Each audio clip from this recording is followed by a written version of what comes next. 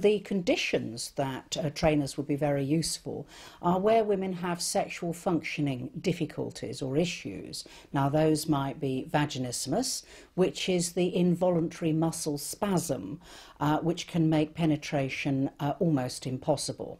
So very often they may be non-consummated marriages for that reason. There could be issues to do with pain or referred pain, so a woman has a memory of pain and therefore she perceives that sexual intercourse is going to be painful for her.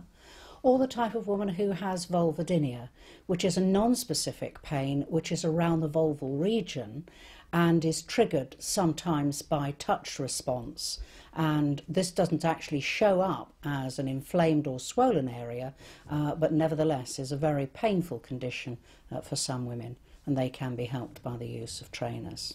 Sometimes I see women who are in the menopause or just through it, and the menopause through the loss of estrogen can cause some problems in the vaginal area. So that could be dryness in particular, or loss of elasticity of the vagina. So that these women may have, the walls may get thinner. So with the use of trainers, they can regain some of that suppleness. There is a difference between dilators and trainers. Dilators, by their word, means to stretch.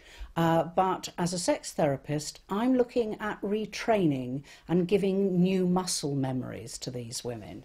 So they've actually got to learn a new way of receiving something to the vagina, and therefore overcoming their muscle responses, really.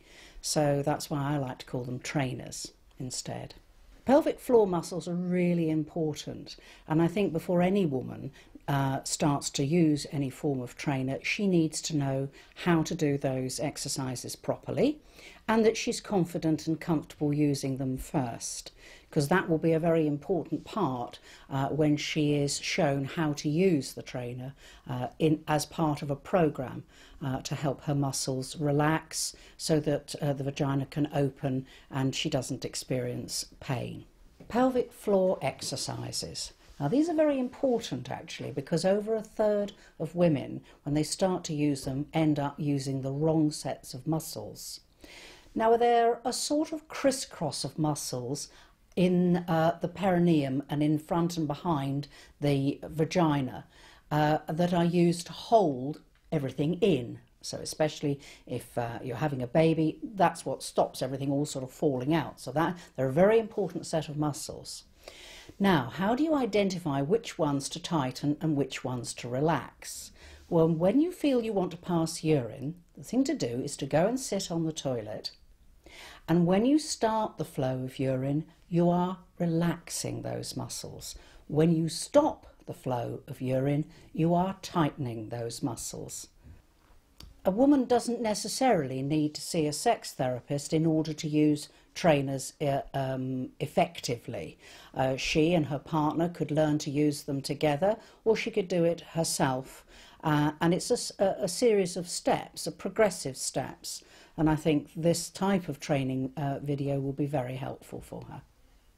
When a woman wants to start using trainers, it's important that she realises that she has the control for what is actually going to be a program that she's going to go through.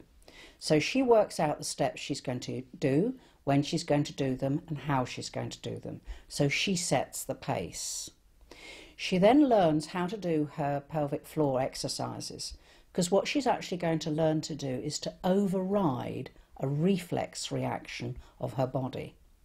So the anxiety that she feels will then put in this reflex action. So the less anxiety she feels, the more she'll be able to relax, and then she can progress through the program.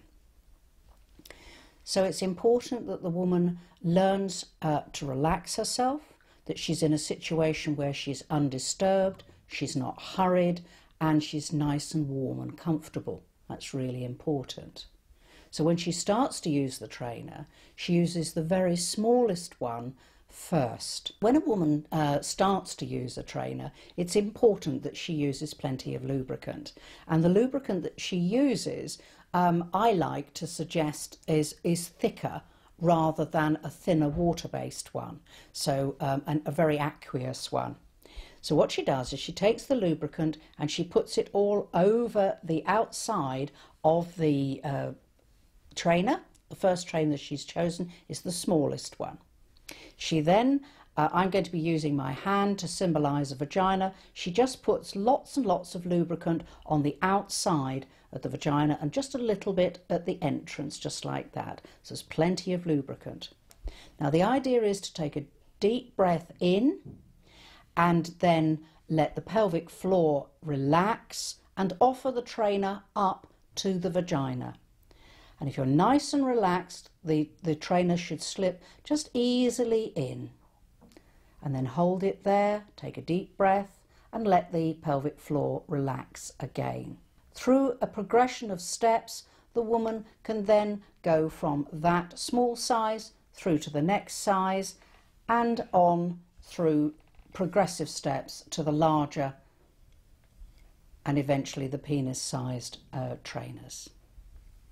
It's important when you want to progress to the next size up that if you're comfortable with this size, that in the same session you progress to the next size up.